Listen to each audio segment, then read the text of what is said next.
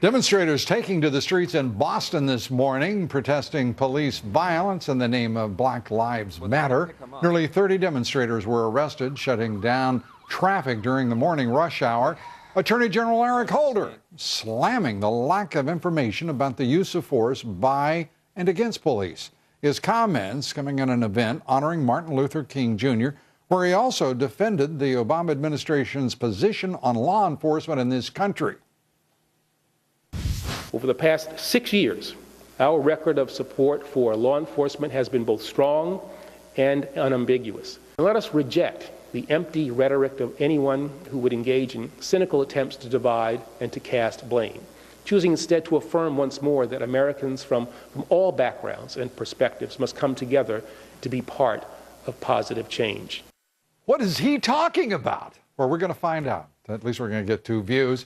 Radio talk show host, Fox News contributor Santita Jackson, Republican strategist, Fox News contributor Angela McGlowan. Great to have you both here. First, Santita, your reaction. I mean, when he said cynical efforts to cast blame, all I could think about was him selling out the entire police force of Ferguson, Missouri, before it even had an investigation. Oh, Lou, stop. I think that we have to have an honest discussion in this country about how we manage power. Look, I am for the police, but I'm also for the proper use of power. And I think that's what the real discussion ought to be about. 44% of the killings by police are against white citizens. I think we have to talk about that. While African-American men are 21 times more likely to be shot by police, it's not just black and white. It's about wrong and right. And I want us to get to that point.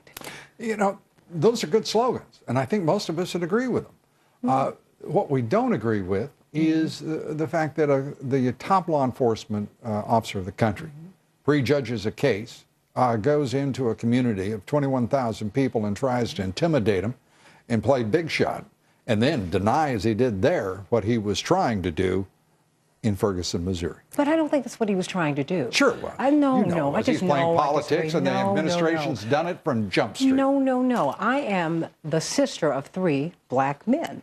And when they were teenagers, they were all pulled over by the police. This is an experience that African-American men have constantly. Santita. But we're finding out, though, that this is something that is shared by many Americans. Let's just deal with abuse. Do we have a level playing field in America? No. Is racism still alive? Yes. But what makes me upset is when you have poverty pimps and you have black men of power who utilize race to divide because they fail. Are you calling him a poverty pimp? Yeah. Really? Why? What has he done for Ferguson? What does this have to do with poverty? What has he done well, for Ferguson? Now, wait a minute. Poverty is part of, but don't call him over. Let's not, no, wait a minute. Now, let's stop. Well, Santita, it's a free country. Santita, if I may, you can't stop both of us. You can't stop me and well, no, wait a minute. I'm for freedom of speech now. Come on now. But I'm for the reason why I'm so upset. Well, I don't think it is. I do believe the reason why I'm so upset is he has the opportunity to actually make a stand and make a difference. Has President Obama made a difference in our community?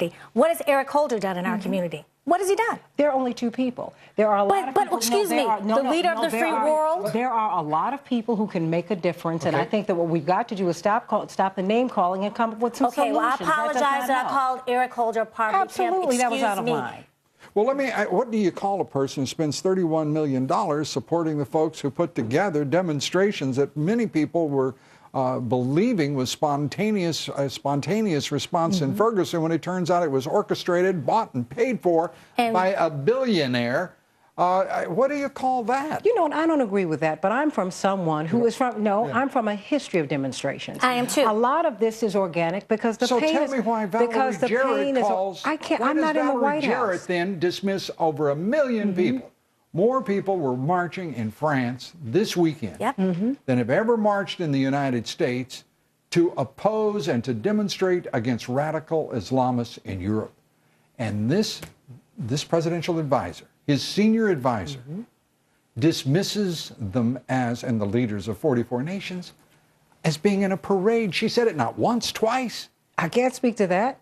I didn't look. They already said that they felt that they made a mistake by not going, and I am for. Let's not talk about the French situation, because while I'm for freedom of speech, I agree with the Pope. I don't think you should slander other people's religions. But that having been said, should they have been there? They say we should have been there. We should have had someone from. What you're saying is different than what the Pope said. Okay. The Pope said quite simply that there should be a limit to free speech. That's a European idea. It's not an American idea. Well, no, I don't. And I just have the last point. On the day of Martin Luther King's birthday, Absolutely. I don't think that you can compare the marches today to the marches back then for freedom, for civil rights, for voting.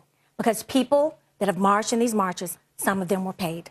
Well, you and know back what? in the day, that was the charge, but Angela, that was the charge. No, that was the charge. That is the truth. No, Dr. King was called an outside agitator and all of that. I'm not talking about let us agree Dr. on his, King today. Let us agree on his birthday that it is time that the American dream, the ideal, become real. Now let's figure out. Let's have a conversation the next time Lou has us on. Pitching for us to come up with some real solutions from the right and from the left. Well, it won't be by dividing the country. Well, you know what? The country's already... In the race of politics, and using race to divide. The country is already divided. The question is, how do we come together? How do we do that? And how do we keep from electing leaders like this president who have cynically, for 6 years, used racial politics to exploit and to seek advantage in the electoral process? You know, I disagree with that. Well, I know you do, but I got to tell you what I believe too. And I agree, and I'm sorry. I'm going to say what you said to me. You stop. You're right. I'm sorry. The only reason I said that is we've got to stop. We're down to about 30 seconds here. Thank you for having me, and happy King Day to you. Well, and happy King Day to you. God bless you. And you get one too. I do, and Happy New Year to you. And thank you very much. I got to tell you, these ladies are something else. Great ladies. Great people. Time now for a few of your comments. Joe tweeted me to say, doesn't it seem like the president is resupplying the enemy forces with troops who are out to kill Americans? It does seem peculiar. Suzanne wrote on my Facebook page, I don't support a third Romney run because Republicans really need to win this time around. Karen in North Dakota emailed us to say we should not give the president fast-track authority on anything. He will double the debt and give the House away to foreign nations. Well, maybe we can just slow it down a little. Thanks. We love hearing from you. Email me at LouDobbs.com. Follow us on Twitter at LouDobbsNews. Go to our Facebook page. Links to everything found at LouDobbs.com. Take a second to like the Fox Business Network Facebook page. Like. That's it for us tonight. We thank you for being with us. Stay tuned for Cavuto. Good night from New York. See you tomorrow night.